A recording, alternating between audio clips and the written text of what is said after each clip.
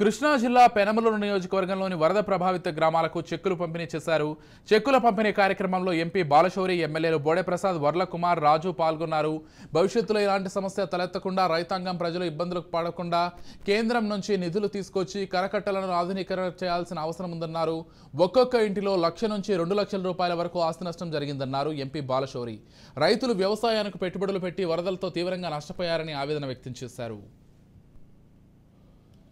నియోజకవర్గంలో పెనమలూరు శాసనసభ్యులు బోడెప్రసాద్ గారు, అలాగే పామర్ నియోజకవర్గం కుమార్ రాజా గారు, మిగిలిన వాళ్ళందరం కూడా కలిసి ఈరోజు జనసేన నాయకులందరం కూడా కలిసి ఎమ్మెల్యేల సమక్షంలో సర్పంచులందరం కూడా మరి ఆ చెక్కులు డిస్ట్రిబ్యూట్ చేయడం జరిగింది.